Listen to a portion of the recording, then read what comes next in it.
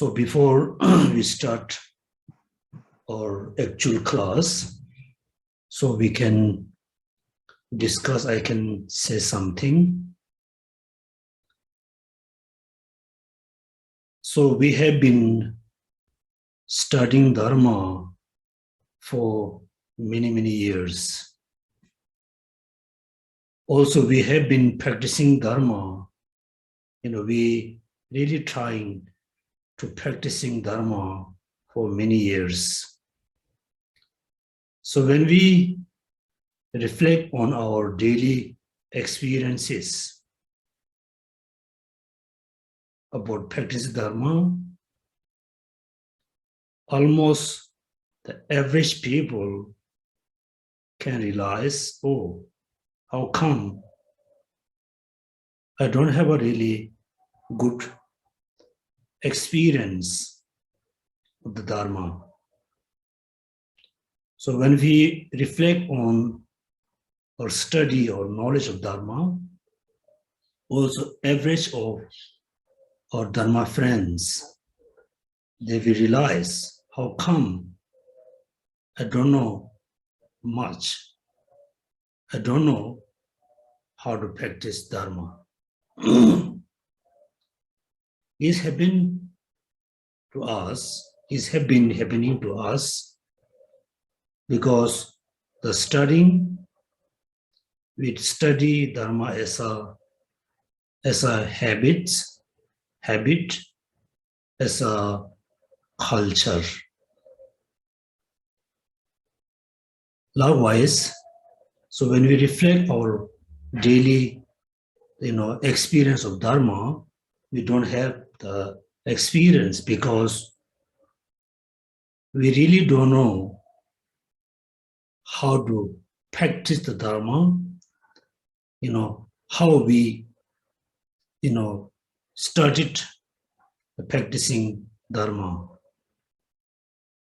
Therefore, at the beginning of class, so, I can say something how we can have a serious progress in practicing Dharma, at the same time progressing in studying Dharma. And also make sure the studying and practicing never be separate.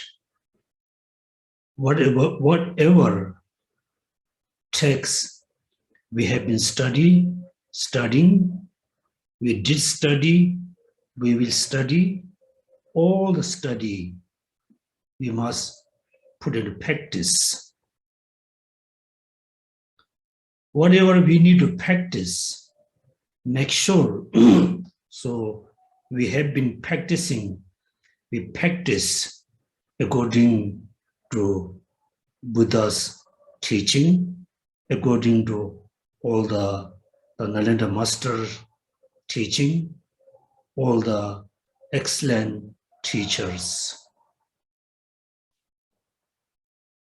Then how come we are not really serious about studying and practicing?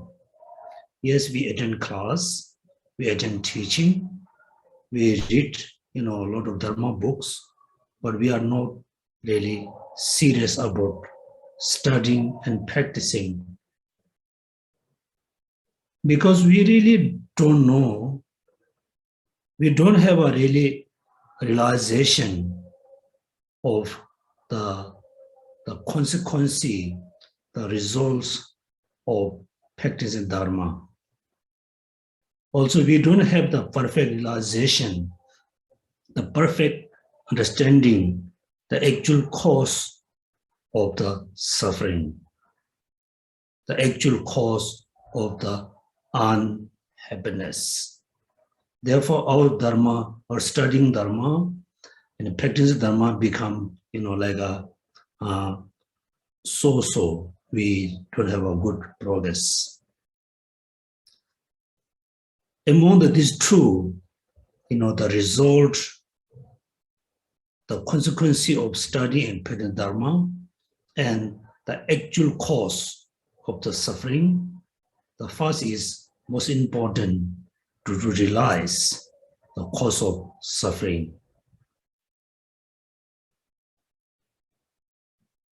whether we believe in Dharma or not, each of us we carry a lot of sufferings. We have a lot of sufferings, physical sufferings, the mental sufferings. All the physical sufferings are kind of very temporary. It comes and goes and comes and goes and comes and goes. Among the physical sufferings, the aging never comes and goes. Death never comes and goes. So wherever we're born, the aging must be there. The death must be there. The suffering of changes must be there. The suffering of changes. Sufferings are always there. Therefore, we need to know why I study Dharma. Why I need to practice Dharma? Why? For example, this morning, instead of attending my class, you could go for morning walking with the friends. You could go like a coffee shop, have a nice coffee with the friends and chit chat. So why, so you need to attend my class. Also, you should not think if I don't attend class, Geshe will be angry. Geshe will be despondent. So my responsibility, I just introduce you the teaching, explain you the teaching. You attend or not is up to you. If you think it's quite useful, quite important, you can attend. Therefore, if we really need to know why you attend Dharma class, why you practice Dharma, why you have been practicing Dharma, the answer must be everybody must have a same answer. I study, I practice Dharma because I don't want any types of suffering. Any types of suffering. Therefore, practicing Dharma is mainly for free from sufferings. When we are, totally free from suffering, we will be always happy.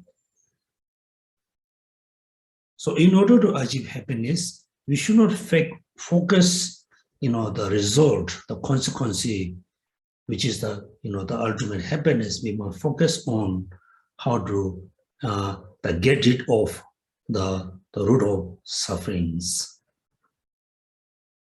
So in order to have a strong kind of aspiration, inspiration for studying Dharma, we need to know the actual cause of the suffering.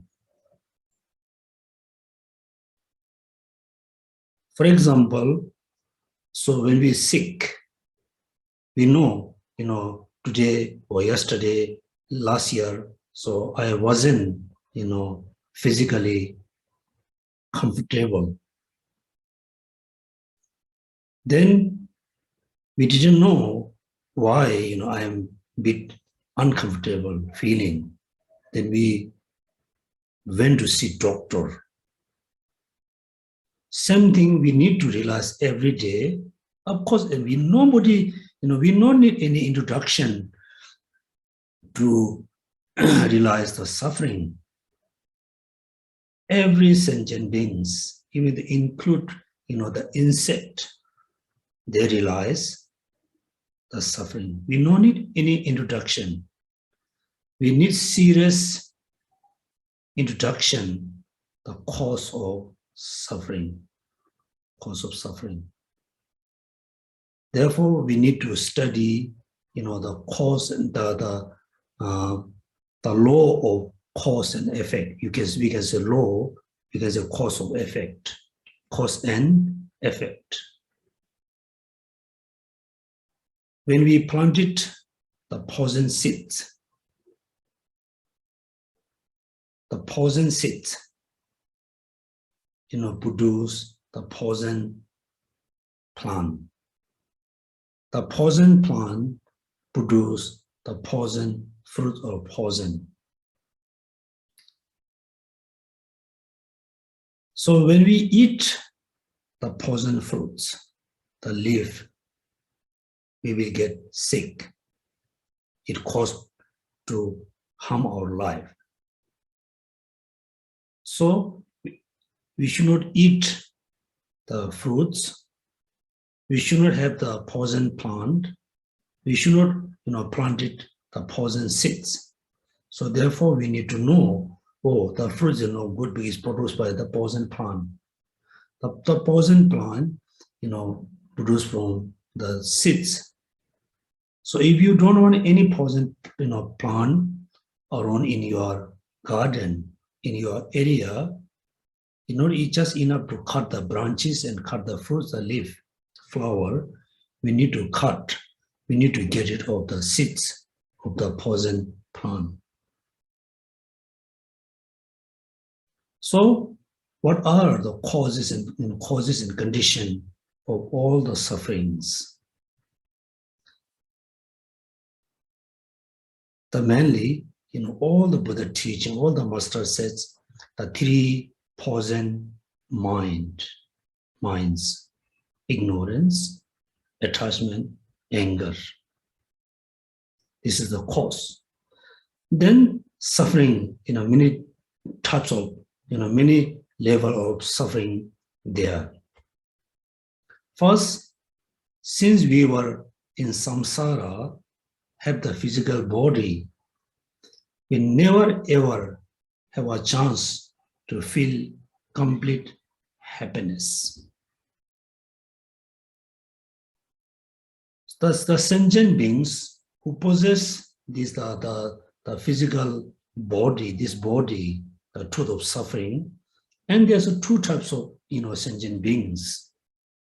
We call, fortunate realms and unfortunate realms, or we can say lower and higher realms. So what are the actual cause to born into animal realms, hungry realms, and hell realms? What are the cause? Then the 10 known virtuous actions. Here we have a serious mistake, serious problem. People think, many Buddhist people think, practicing 10 virtuous action is not that, important practice. I want to practice bodhicitta. I want to meditate on emptiness. I want to practice, higher Tantrayana, higher Vajrayana path. This is a serious, serious mistake, serious problem as a Buddhist. As a foundation, every day we need to practice the 10 virtuous actions. Also, many people think it's a very simple practice. Actually, if you seriously practice the 10 virtuous action, it's not easy, not that easy at all. Therefore, every day we must practice the 10 virtuous actions. Then you must know what are the 10 virtuous actions. Then the opposite are the known 10 virtuous actions. Therefore, we should not neglect practicing the 10 virtuous action. If we seriously practice the 10 virtuous action in this lifetime, the next life, almost 100% sure we will born into, we will have a very fortunate life. So we totally have been neglecting the 10 virtuous actions, practicing 10 virtuous action. We always try to reach in the higher practicing. We cannot, then neither we can reach to the higher practicing, or we cannot born into higher realms. Therefore, we fall into lower realms. Therefore, the 10 virtuous action is very important. Then all our daily practice, recitation, meditating, chanting, prostration, making offering, all the practicing actually only purpose is free from suffering. Therefore, 10 virtuous action. So if we really, about to practice the pure 10 virtuous action, the second, the renunciation, is very easy to practice. And the third, then practicing bodhicitta become more easy to practice. Then the 6 perfections, and practicing the 6 perfection also very easy to practice, because we already have a solid foundation, which is the 10 virtuous action. So when we reflect on the consequence of the non-10 virtuous action, then we can generate renunciation. When we really, renounce with the worldly happiness, then we need to just consider not only ourselves, consider for benefit for others. Then the great compassion, the pure compassion is there. So when we have a, pure great compassion, then bodhicitta is in the next step. Just next step, not very far away, it's next to you. So when we have a renunciation, bodhicitta, the 10 virtuous action, then we need one important practice, which is meditating or practicing emptiness. So when we have, when we seriously practice the 10 virtuous action, cultivate renunciation, generate bodhicitta, realizing emptiness, then free from, samsara, achieving the complete enlightened being is very close. We can achieve within, one, short lifetime. Therefore, make sure we shouldn't neglect the 10 virtuous action, first step, the second step, third and fourth, fifth. So we have to be, very practical. We have to be very serious. Otherwise, we neglect the 10 virtuous action. We never try to cultivate renunciation, great compassion, bodhicitta, and emptiness. Then we recite, millions of mantras, money retreat, Vajrasattva retreat, which is very good practice, but neglect on all this practice, then try to practice the Vajrasattva practice, Vajrasattva retreat, money retreat, like Yamantaka retreat, initiation, everything's become fruitless, fruitless. You really cannot bring much, fruits through those practices. Based on the renunciation, bodhicitta, emptiness, 10 virtuous action, then when you recite just one time Vajrasattva mantra, it's become very powerful.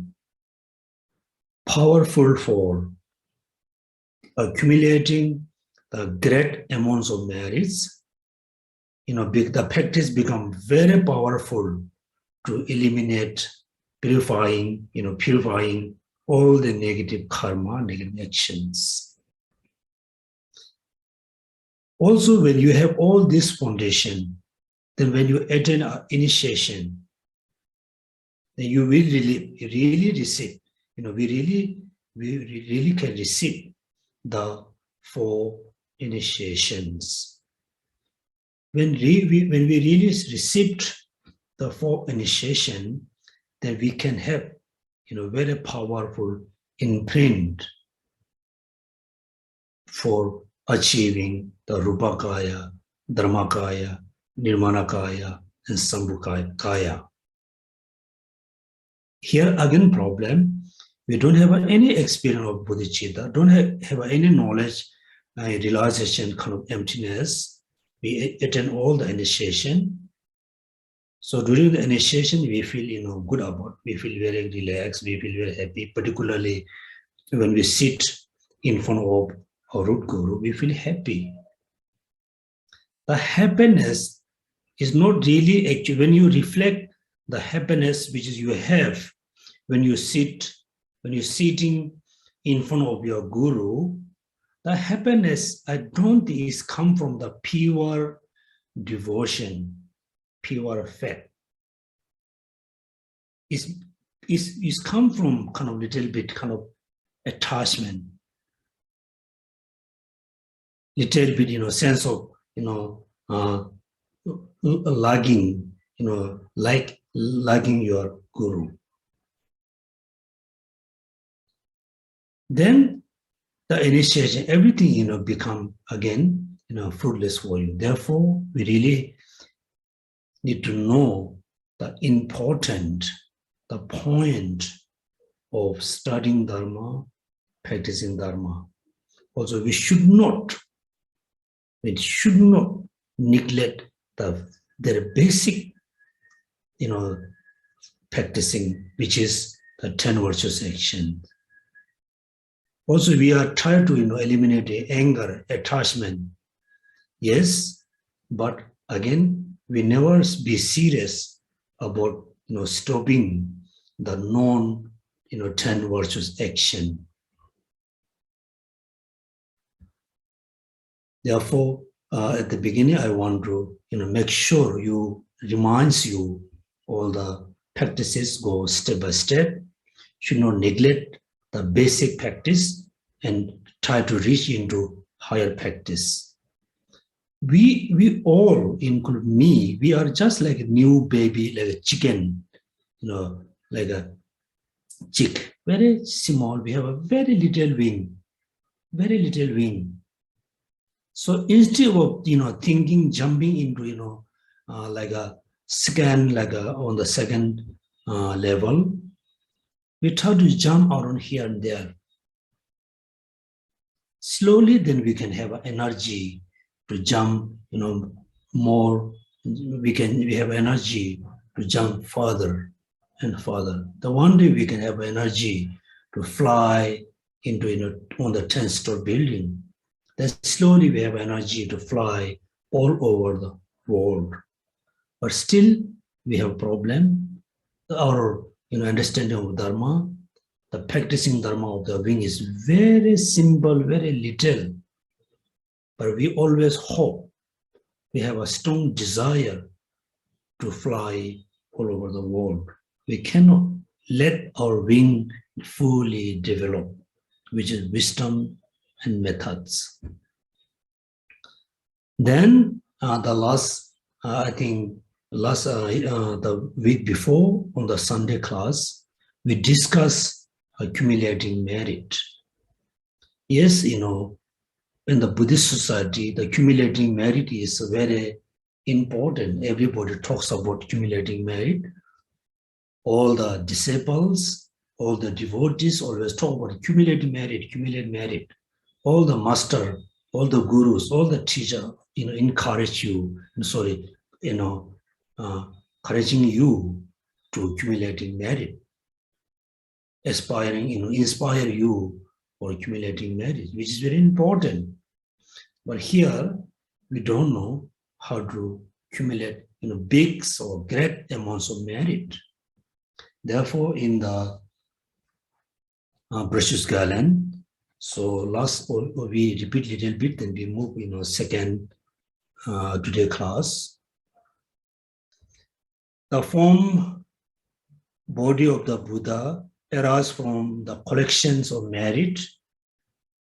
The truth Buddha is brief, in brief, right? This means all the Rupakaya and Dharmakayas, the actual Buddha's body and the cessation of the Buddhas is a form from the two collections. So we always need to know how to accumulate, these two types of merit. The next sentence, 213, thus, these two collections are the cause of attaining Buddhahood. So any Sami always rely upon merit and wisdom, right? Merit, wisdom. So also some of you maybe have a confusion, you're confused. What is the differences, accumulating merit, types of collection of merit and collection of wisdom. For example, in the morning when you woke up, when you do the 3-time prostration to the triple gem, yes, this is the practice of taking refuge or doing prostration to the triple gem. The merit which is accumulated through these practices we call, accumulating collection of the merit. Then after you have done the prostration, that you just sit on the chair, sit on the cushion. So when you reflect on impermanence, emptiness, so when you do meditation on emptiness, then you're going to accumulate the wisdom merit. This means simple here we can say all our practices include into two practices.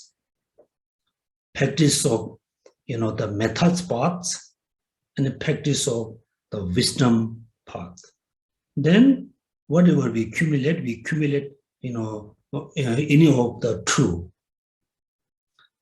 merit and wisdom.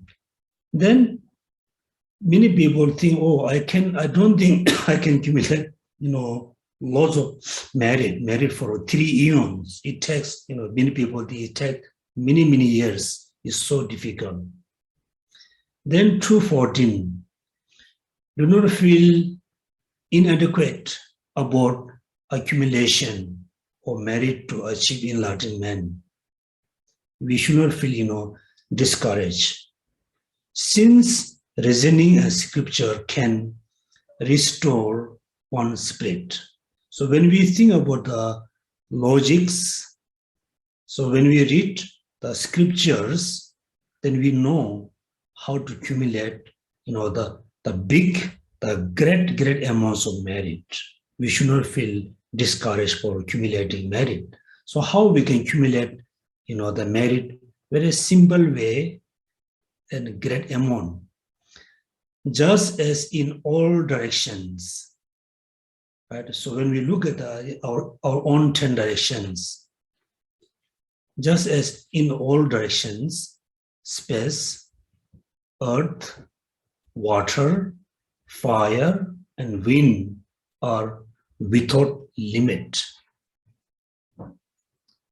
So first we need to reflect on the 10 directions with all the space, air, earth, water, fire, and wind. Then the space is, without limit.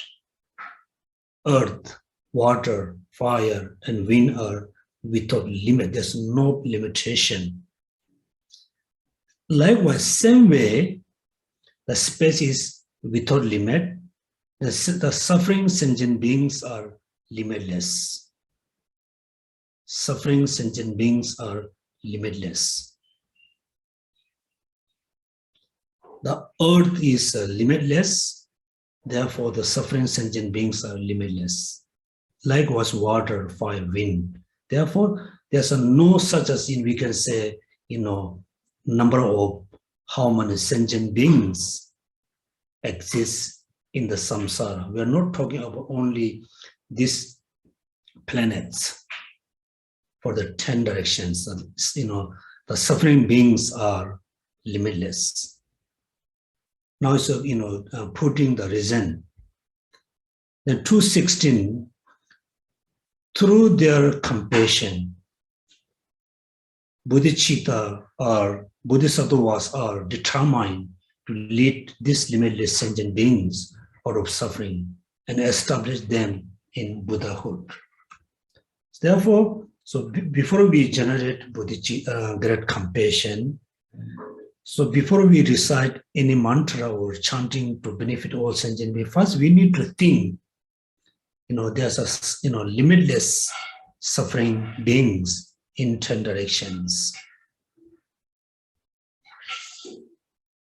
Then second, when you generate love and compassion, particularly compassion, then you can generate the compassion thoughts in the limitless suffering beings. That means the compassion become limitless. The kindness become limitless. Taking refuge to benefit for them become limitless. Therefore, it's very simple, but it's bring the great amount of merits and wisdom. Through their compassion, bodhisattvas are determined to lead this limitless sentient being out of suffering and establish them in Buddhahood. So when we read this sentence, we just reflect, how other bodhisattvas, or how the bodhisattvas have been practicing great compassion, bodhicitta, and love. We need to think, the suffering beings are limitless. I want to benefit not only my family, not only myself. I want to benefit the suffering, limitless sentient beings. This means you suddenly you have two thoughts. One, free them from suffering and establish them in Buddhahood. Then 270 is continuously the reason. So since again when we really accomplish the actual bodhicitta, then whether sleeping or not sleeping, after thoroughly assuming such as compassion, those who remain satisfied, even though they may not be meticulous, always accumulate merit as limitless as all sentient beings. Therefore, now here again we can see, first we need great compassion towards the limitless sentient being. Not just verbally we talk, just mentally think, and practically we need to cultivate great compassion towards all sentient beings. For let's say instead of having money retreat, having a Vajrasattva retreat, having Abhiyamantaka retreat, let's say retreat for great compassion retreat, bodhicitta retreat, emptiness retreat. Very simple. You no need to recite a lot of chanting until you feel so tired, until you become very exhausted. We no need to set up all the Dharma and offering. We just set up the Buddha image. Then visualize or remember all sentient beings. Sincerely cultivate great compassion for 1 day, 2 days, 3 days, 1 year, 2 years. Then bodhicitta slowly, gradually bodhicitta will develop.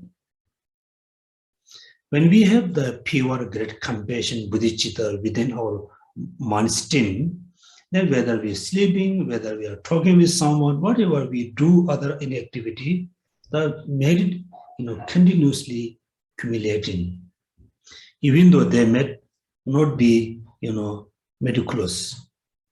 Always accumulate merit as limitless as all sentient beings. Since sentient beings are limitless, then the compassion becomes limitless. Bodhicitta becomes limitless. The kindness becomes limitless. Taking refuge becomes limitless. Know then that since the causes are limitless, the limitless Buddhahood is not hard to attain. Therefore, we should not think, achieving Buddhahood is so difficult. Is it difficult or easy? It depends on how much we know how to practice the Dharma, how to accumulate the merit.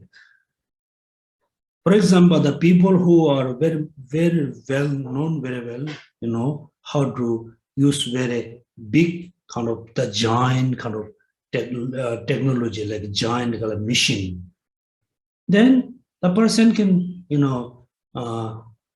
active the machine very simple way, just push here, few steps, finished. Like us, we are very ignorant. We don't know how to use the giant machine. So we need to put a lot of effort for a few weeks to finally be able to turn on the giant machine. Yeah, so it depends on, how much we have a knowledge to know how to accumulate merit, how to generate the two kinds of merits. Know then that since the causes are limitless, the limitless Buddhahood is not too hard, not hard to attain. Make sure you always remember this word. Then Bodhisattva, how long, let's say, oh, I want to practice bodhicitta, I want to be Bodhisattva, so how long I need to remain in samsara? How I need to stay, how I need to remain in samsara with, all the sentient beings, how many years, how many eons. Then Buddha said, so you have to remain in the samsara forever. Means, until the samsara become empty, then you feel, wow, it's too long, so difficult. Then the next reason is 219. Bodhisattva stay for limitless in the world, for limitless embodied beings, their sake, the limitless good quality of the enlightenment, and perform limitless virtuous actions. So they will remain in samsara for eons and eons to benefit for all sentient beings through the limitless good quality of the enlightenment and they perform limitless virtuous action. Then 220, hence through the enlightenment is, hence though the enlightenment is limitless, how could they not attain it? With those four limitless collection, without being delayed for long. Therefore, you must remember the four limitless. So mainly what I'm saying here, before the class, make sure we should not neglect. We should not think the basic practicing are not important. We totally neglect the foundation, the basic of the practice. We try to reach, very high kind of practicing, we cannot. Then the second, the revision I'm saying, yes, achieving Buddhahood is difficult, or easy. It depends on how much we know how to practice the Dharma. It depends on how much we know, how much knowledge we have, how to accumulate the two collections, very easy way or difficult way. So today I'm telling you there's a very easy, simple way of how to accumulate the two collections. Limitless sentient beings, bodhicitta become limitless, then bodhisattva, great compassion become limitless, then bodhicitta become limitless, then achieving Buddha is very easy. Then all the reason why is it easy. Okay, next then we move to stanza number 256. In between now is mainly explain, practicing the generosity. We just jump in on the stanza number 256. 56, 57, 58, 59.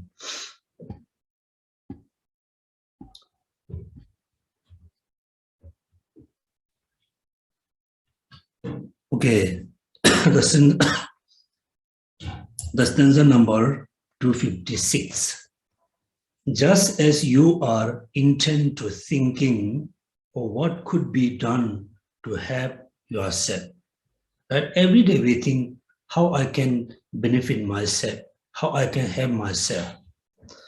Just as you are intent on thinking of what could be done to help yourself. Now we need to change the attitude. So you should be intent on thinking of what could be done to help others. That means until today, we've been self-centered person. Until today, we've been like very selfish. Yes, generally we think of my family, or my friends, my community, my society, my country. Generally we think, if we put into very narrow down, most people last they think only me. Only me. So we need to change the mental attitudes. You should, just as you are intent on thinking, we have a very strong motivation on thinking of what could be done to help yourself. So you should be intent on thinking of what could be done to help others. If only for a moment, make yourself available for. Now, then again, I'm very simple person. I don't have a lot of things to give, offering to others. I don't have a lot of energy to, think other sentient being. How I really can benefit, how I can help to benefit all sentient beings. How? Then the answer is here. If only for a moment, make yourself available for the use of others. Just as earth, water, fire, wind, medicine, and forest are available to all. Just imagine you totally complete yourself, transform into like an earth. Earth. So when you yourself transform as an earth, how many sentient beings can get benefit from you? So you can imagine you are transformed into water, transformed into fire or heat or warmness. Particularly, you just imagine all your body, all parts of your body that multiply into limitless number. Then all the limitless your body transform into medicine. Then the medicine, can benefit all sentient beings according to their disease, according to their sickness and sufferings. So therefore, you can see it's a very simple practice, but it can bring a lot of benefit for others. Then indirectly, you can, we can accumulate the two collections. It's a very easy way. Therefore, here, if only for a moment, make yourself available for the use of others. Just as earth, water, fire, wind, medicine, and forests are available to all. Again, make sure here, available to all. Therefore, the compassion always be, unbiased. The kindness always be unbiased, available for all. Even during the step, 7th step, mean generally when you walking around, when you're moving around, your leg is, moving. Even during the 7th step, merit measureless as the sky, in generated a bodhisattva whose attitude is to give all wealth away. So even the way when you're walking around, somehow we, except sleeping time, otherwise you are moving here and there. So you need to walk from your house to your office to your home, your office to shopping mall, supermarket, coffee shop. Every day we need to move. So during the moving time, you just think, I will give all my wealth to benefit all sentient beings. Then in generated bodhicitta, based on the generating bodhicitta, that merit measureless as the sky. Sky doesn't have a limit. Then the merit also you can accumulate as a limitless as the sky. But it depends on in generated and bodhisattva. Generated great compassion, just think I will share all my body, speech, and mind and wealth to benefit all sentient beings. Then the merit become, like a limitless. It's because it's talking about the sixth perfection, particularly the generosity, the perfection of generosity. Then 259, if you give to those who, seeking girl of the beauty well ordinance, you will thereby attain. Now we move into stanza number 259. 259. No. 259.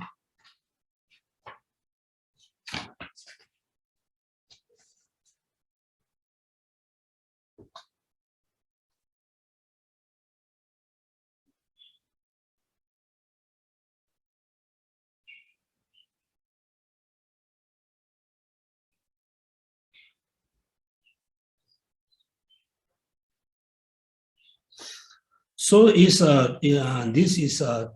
is talking about the bodhisattva who has a very firm bodhicitta.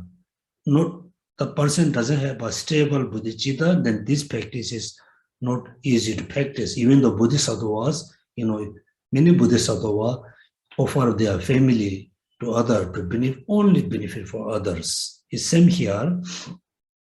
If you give to those to seeking girls of the beauty well ordained, you will thereby attain through the reaction of the excellent doctrine. Firmly the subdue or provide along with every need in the forth 80,000 girls with all the ordinance. Then 261 is very important. So somehow, whether we are rich, we are the middle class, we are very poor, somehow, we are sharing our wealth with others. Also, we share our wealth, like the things with our families and friends. Here, another important, when we share things like clothes, money, food, whatever you're sharing with others, doesn't matter other is your relatives or your friends or your neighbors, when you share something with other, again, if you share things with the attachment,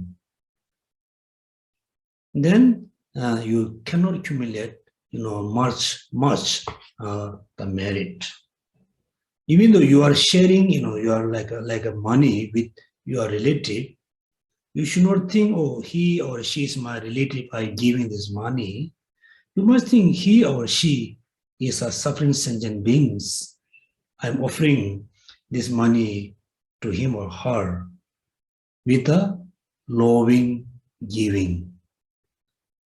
Therefore, 261, lovingly give to beggars, virtues and glittering cloth, adornment, perfumes, garland, and enjoyment. So whatever you give lovingly with a good heart, pure compassion. If you provide facilities for those most deprived who lack the means to the doctrine, there is no greater gift than that. Now here talking about two kinds of giving the physical. Remember, there's three types of generosity. Giving the physical things,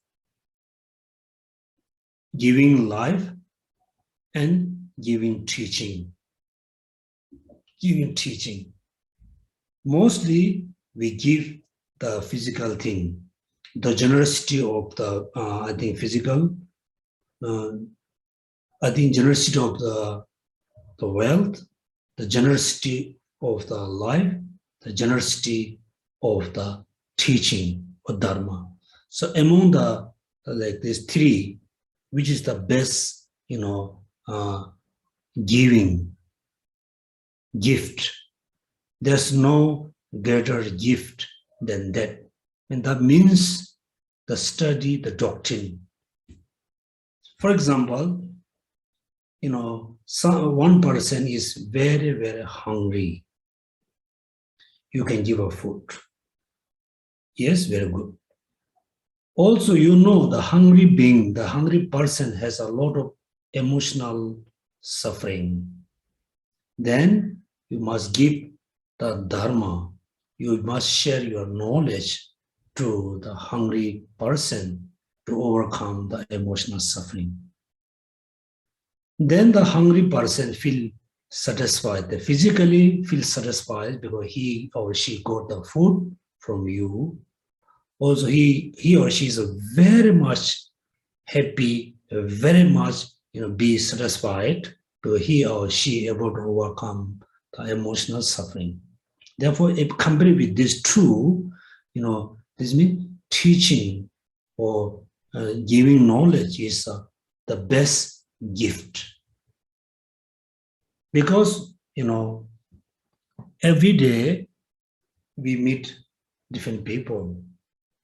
So different people has a different emotional or mental suffering. People can, bear the hungry suffering, thirsty suffering, poverty suffering. They still can, they can manage to control the hungry, thirsty, poverty, this physical suffering. They can manage. When the person has an emotional and mental suffering, first the person confused how to overcome. Second, all the emotional suffering bring a lot of, uneasiness, a lot of unhappiness. Then the people become very difficult. The people life becomes so difficult. That moment, when we meet, excellent person, I'm not saying excellent guru, I'm not saying excellent teacher. When we meet an excellent person, doesn't matter the person is, audience, full audience, lay person, doesn't matter. If the person give you the excellent advice, teach excellent teaching how to overcome emotional suffering, then we thought, wow, the person is the most, nice person in my life. Therefore, he said, there's no greater gift than that. Then, yes, it is so important to practice the generosity. So what we should give, what we should not give. Then there's no such that we can say you must give this, you mustn't give this. is depends on the person, depend on the circumstances, depend on the situation. Then 262. Okay. 262. If you provide, even giving poison to whom it will help, but do not give even the best food to those whom it will not help. So when you see, when for example, oh, this person is seriously ill, you have a poison. If you know this poison good for the person, you must give the poison to the person, to the poison really help to the person for the short-term benefits. Then you have like a really good food. If you know this food is such a good food, if you give this food to those people or those persons, it's very harmful, then you should know. Even give poison to those whom it will have, but do not give even the best food to those whom it will not have, because your intention is just to benefit. You never have an intention to harm others. Then you may thinking, or someone want to kill themselves. The person are looking at a knife. It's okay to give a knife to the person, because the knife can, help to the person to kill themselves. Then no, we need to think the consequence. Providing the knife and killing themselves, which is the more benefit, which is more harmful. Yes, the harmful is much bigger than the benefit providing the knife. Just as it is said that it will have to cut off a finger bitten by a snake. So the subdued says, the Buddha says that if it helps others, one should even bring temporary discomfort. So I think it's one of the Indian culture. The ancient time people know the poison snake bites you. They don't know how to clear the poison. Then they just cut the finger. The finger they put where the snake bite it. The area just put that the poison, I think, soaked by the finger, the cutting finger, I'm not sure. Anyway, he said, just as it is said that it will have to cut off a finger bitten by a snake. That means, the snake bite your finger. So if you cut your finger, yes, you're going to lose your, half of the finger, but if rest of the body, you can set the rest of the body. The cutting finger has a two meaning. So the subdued says that if it is help others, if you cut this finger, the finger is bitten by snake, it's immediately cut, you can save the rest of your body. One should even bring temporary discomfort. It's very important. We know for the short time, it's very difficult, bring a lot of suffering, uneasiness, but long time, it could benefit. This is still okay. We must go through a little bit, discomfort. So therefore, when we do meditation, when we read books, at the beginning, we can read very well. We can do meditation very well. Then after 10, 20 minutes, we feel sleepy. We feel tired. We become laziness. Then we want to take a rest. So this time we must say, you must, sacrifice the discomfort. Continuously practice the Dharma. Continuously do the meditation. You should respect most highly the excellent doctrine and is a proponent, you should listen reverently to the doctrine and also impart it to others.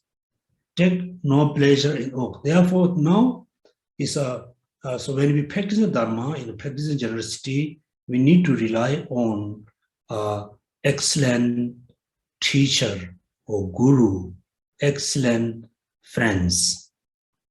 So when we receiving, kind of explanation how to overcome from suffering, how to achieve happiness, how to live, happy life.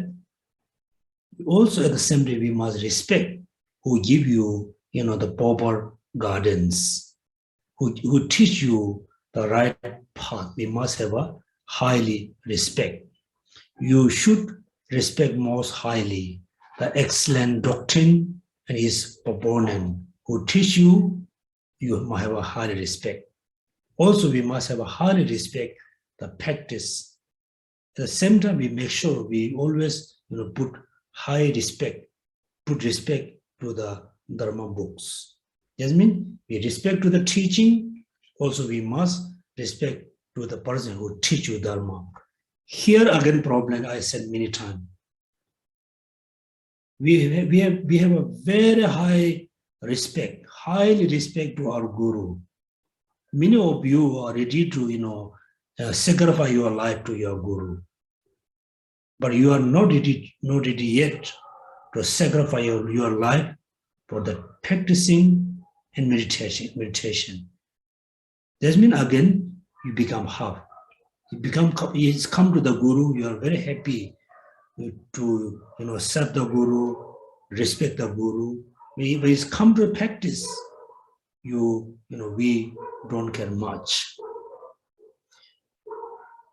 And also impart it to others. Take no pleasure in the worldly talk. Take delight in what passes beyond the world. What passes beyond the world. Take no pleasure in the worldly talk. Take delight in what passes beyond the world. We don't, spend our time with the talking all the nonsense thing. Particularly, we are almost average of us over 50. Our age is over 50, 60, close to 70. We don't have many years to go. We have a very, short time to survive. Now, for us, become very kind of urgency. Anyway, we need to leave this world. If we are very young, like 10 or 20 or 12 or 15 years old, we can think, I will live another maybe like 60 or 70 years. You can think that you can make a, plan for your future. So most of us, over 50, 60, 70, we don't have many years to, talk all the nonsense thing. So whatever we have,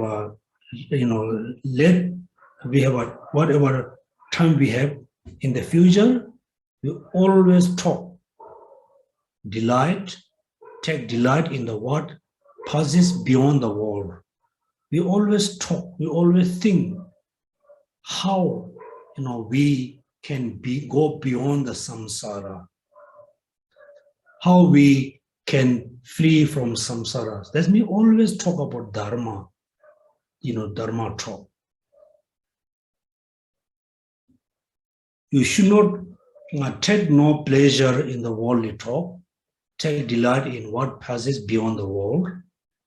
But due to our karma, due to our habits, we are very happy to talk, pleasure in the worldly talk. We feel very pleasure. We feel very happy to talk about worldly things. But we feel very bored. We feel very boring talking about Dharma, talk about how to go beyond the samsara.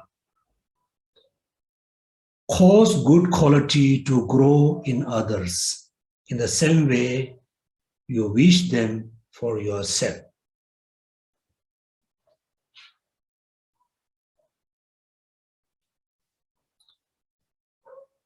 Cause good quality to grow in others in the same way you wish them for yourself. So we always wish to grow, wish to develop the good qualities. The same way we need to think, I wish all sentient beings can develop the good quality, which is bring the beings beyond the samsara. The world is talking about the samsara. Please do not be satisfied with the doctrine heard, but retain the discriminate meanings. Please always be intent, no offering present to the teachers. The first line is, please do not be satisfied with the doctrine here. That means, please do not be satisfied with just receiving teaching, listening teaching, talking about teaching. Should not be satisfied only that, but attend the discriminate in the meaning.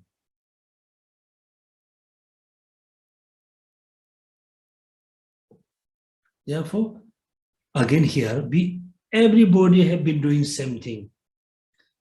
So we are just be happy to receiving teaching, attending teaching.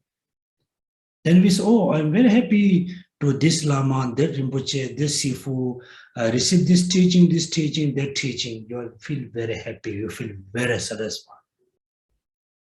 Buddha, Nagarjuna says, should not be satisfied only hearing and receiving. You need to know the actual meaning, then you need to know how to practice, then you must practice it. Do not recite the book of the worldly nihilist and so forth. Forsake debating in the interests of the pride. The first line, do not recite, mean do not read the book or the teaching, worldly, nihilist, and so forth. Even the Buddha lifetime, Buddha give permission to the full ordained monks, or monk is very stable. Then, like a Shariputra, Buddha give permission to Shariputra allowed to read the other Hindus' teachings. Because Buddha knows Shariputra has a very firm or very solid kind of devotion. There's no danger, the teaching can change, his mind. So our mind is very fragile. It's very kind of soft. So when we study with, like a Hindu master, then we thought, wow, the Hindu religion is very good. I want to be Hindu. After a few months, you attend Islamic teaching. Then you feel, oh, the Islamic teaching is very good. I want to be Muslim. After 1 year, you attend the Christian teaching. Then you thought, wow, the Christianity is very, good. I want to be Christian. Then there's a danger. You're going to lose your own belief and faith.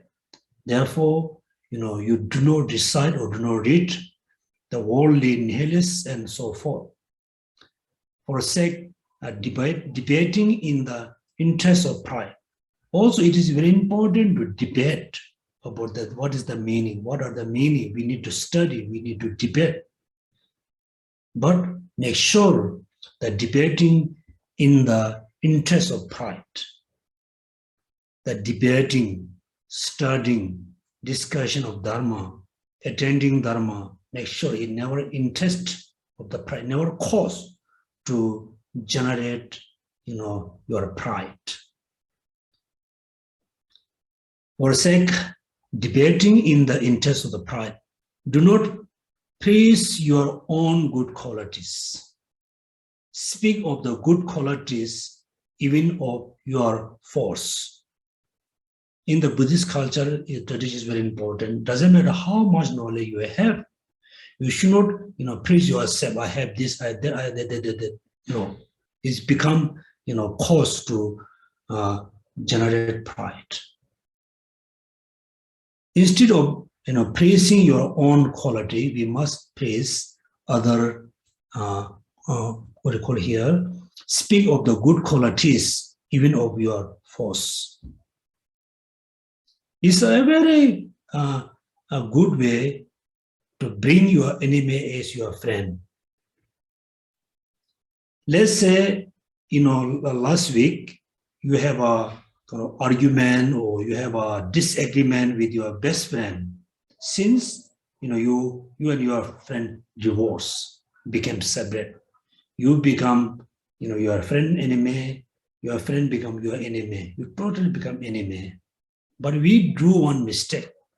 Since we became enemy each other, we always talk about the problem, the falsities, all the negative things.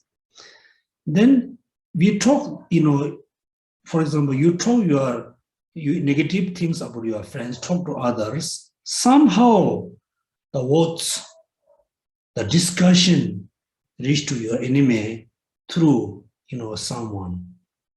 Then your enemy become more unhappy, become more angry. Then the enemy become more strong. Then at the same time, this enemy also only talk about your negativities. Again, when he talk and he or she talk about your negative things, not directly talking to you, is through someone he reach to hear. Then the true enemy become very strong, become enemy for whole life. If you don't want to be enemy for this your friends, the previous friend, your previous friend don't want to be enemy with you, the best thing what you can do, you can say, oh, he or she is my best friend. Last week we have an argument, disagreement. I talked a little bit, negativity things. So my friend become very angry. So you must say it is my mistake. It's my mistake. You're not just saying directly to your enemy, it's my mistake. You're saying it's my mistake. This also goes to all the way there. You thought, oh, my friend is not that bad. Instead of talking about the problem, falsity, negativity, talk about these good qualities. Then again, this day, the media is kind of the electronic thing so powerful. Somehow, you praise your enemy, reach to your enemy, then your enemy change him or her mind. Then slowly, the enemy will become again friend. Speak of the good quality even of your foes. When debating, do not attack on quick. Do not talk about others with a bad intent. Individually, analyze your own mistake yourselves. Okay, so we have 10 minutes. So today we can stop here. Afternoon, then we can have a class of the interning middle way. If there's any question, so just feel free to ask a question. So we have 10 minutes. Dear Geshe, there's these questions pertaining to practice limitless compassion. Yes. Geshe, what is the difference between limitless sentient beings and develop compassion toward limitless sentient beings? We do not know the number of the sentient beings, so how to develop limitless compassions? Yes, thank you first. Very much appreciate asking this question. whether we know so first we don't know the number of sentient beings, right? So therefore we don't know how many sentient beings there are. We must think, I want to benefit. I want to generate the great compassion to benefit all the limitless sentient beings. That means even though you don't know the limit of sentient being, limitless is limitless, there's no such as number. When you think, before you generate great compassion, when you think the suffering beings are limitless, suffering beings are, suffering beings without limit, I want to generate compassion to benefit, all the suffering without limit, then your compassion become limitless. Same way, likewise, when you offer a light, just one candle light, very simple, it costs maybe less than 10 cents. When you offer a candle light, you just think, the object of my refuge, the Buddha, Dharma, Sangha, are limitless. Why I want to offer this light to the limitless triple gem. Then the light also become limitless. You are offering light each of the Buddhas and Dharma Sangha. We don't know how many actually you are offering the light. One light, the simple candle light become limitless candle lights. Also, when you do the prostration, I cannot remember one of the Tibetan Rinpoche from Kham. So he possesses, he has a huge body. He has a very big size of body. When he did the prostration, he said, I'm so lucky to have this big body. I can cover, bigger space. So the Lama can accumulate merit, the size of the body of the atom. So when we do prostration, we should not think only, Buddha Shakyamuni, his teaching, few Sangha. You must think in front of me, behind me, below me, above me, there's a limitless Buddhas and Bodhisattvas. So I will do prostration to them. So also when you offer a light, you must think there's a limitless sentient beings. I offer this light to the triple gem to dispel the darkness of ignorance of the limitless being. Then the light also become limitless. Prostration become limitless. Mandala offering become limitless. Yeah, the answer is very simple. Even though you don't need to know, you need to think. You are generating compassion towards the limitless being. Then because you are generating compassion for Mr. A, Mrs. B, Mr. C, right? Same way, you are generating each of the sentient being, which is, limitless. Next question, please. Krishna, can a person, excuse me, can a person with mental issue give Dharma? There are a few with anxiety disorder, depression, and anger management problem are giving teaching and translating Dharma. Are they doing this because of pride? And are they creating negative karma? And will those listen to their teaching suffer? It's very hard to say, how to answer. At least I know, the person who has this problem. Generally, even though you do, respect, you do prostration to the Buddha with an angry mind, still you can accumulate merit. Even though you are doing something with a, the pride mind, still you can accumulate, certain amount of merit, but not that the grade of merit. Here you need to remember in the Buddha lifetime, there was a non-Buddhist person who was 80 years old. Remember? 80 years old. Somehow at the end, he really wanted to be, Buddhist Sangha. He wanted to be a monk, like Buddhist monk. Monks can be Buddhist, can be Hindu, can be Christian. He really wanted to be a follower of Buddha Shakyamuni. He wanted to be Buddhist monk.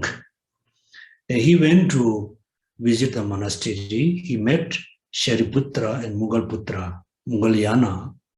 Both of them say, no, we cannot accept to be a Sangha because I cannot see you have the potential, to be a Sangha.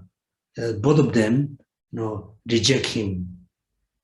He left the monastery. On the way, he met Buddha. He was crying. The Buddha asked, what makes you crying? He said, I want to be a monk. But Shariputra Mugalyana said, I don't have a potential. I don't have a karma to be a full-ordained Buddhist monk. Buddha said, don't worry, come with me. The Buddha asked to the two disciples, please, perform the ceremony to give orders to him. They said, we cannot, because we cannot see he has the potential or karma to be a Buddhist Sangha, Buddhist monk. The Buddha said, no, you cannot see, but I can see. Remember, so in the lifetime, one of the lifetime, he was born as a worm in the dung, and the dung, become quite hard. So he's still inside the dung, the cow shit. So there's a raining season, the dung, brings around one round of the stupa. And that time, he didn't have any motivation. He just go around the stupa. So maybe he saw the stupa, they accumulate merit. So the answer I cannot say, such as this and that. Generally, yes, even though, he has depression, anxiety, still doing chanting, still doing recitation. I can see many of, my Dharma friend, and when we discuss, their Dharma knowledge is very low when we discuss. When we listen their daily practice, what they do daily practice, wow, look like they are such as great practitioner. They are doing so many things.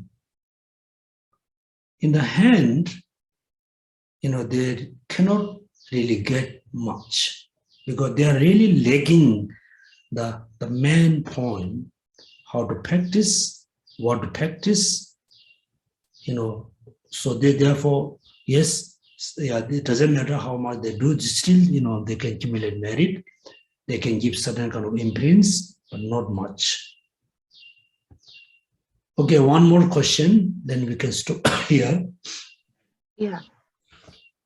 Ishila, how can we offer compassion and forgiveness to someone who is hurting not only oneself, but also many others? And what should we practice? Usually when we say offering love and compassion, actually we cannot really offer our compassion to anybody. You cannot share your love and compassion. Still we say, we must offer compassion.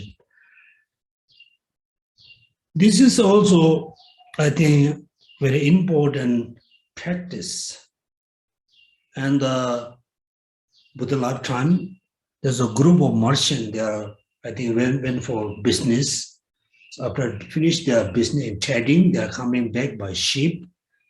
Then within the merchant, there was one person. He has a motivation to kill all the merchant, all the business. He want to take all the wealth and the things. Then one of the person he knows, or somehow he going to kill everybody. Then he feel if he kill all these people, including me, he going to accumulate bad merit. strong merit, negative karma, he will have a lot of suffering. He will suffer for many years, many millions of years. Instead of having him all this suffering, why not? I must killed. I killed just one person. I can save those people. Also, I can save him to go to lower realms, go through all the suffering. So he has a very pure motivation. I want to kill. So actually, he killed him. Instead of he, accumulating negative karma, he complete, one eon of merit. Sometimes, likewise, we know among some of our neighbors or some of our friends, they always do harm thing for others. We can think about, how many negative karma the person have been accumulating. Then after died, how many lifetimes he had to go through sufferings. Then we feel so pity, right? Instead of getting angry to him or her, definitely we can generate love and compassion. We can offer love and compassion. So we should not just angry with what he had been doing, the action. We reflect what kind of negative karma he had been accumulating. What will be the consequences are?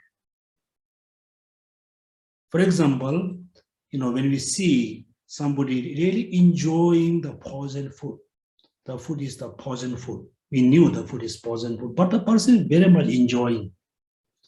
When we think about, how many years he will sick, suddenly we have a, compassion. We can generate compassion. Same way, we cannot stop everybody doing in the negative things. Also, everybody not going to listen to us, but if they have been doing a lot of negative things, instead of, we must wish he or she could stop. Then we have a problem. We get angry. No, instead of getting angry, generate compassion with this reason. Okay, everybody. So thank you so much for attending the class. We can stop here. So afternoon we have lessons of entering middle way. So I do the short dedication prayers. So we can reflect on our merit, which is we have accumulated this morning, yesterday, day before, previous life, for many years. All the merit we have accumulated until today, all the merit we will accumulate in the future, all merit first we dedicate for generating bodhicitta, realizing emptiness, renunciation, 10 virtuous actions for achieving Buddhahood. Tage jinya sabe gewa de dendandu wa gunla Yeba jizun lozan daba ye dembe nyingbo rendo sache Yewa gundo yanda lama da deme jugi bala Sadan lamji yunten rabzon doje changi goban yurdo show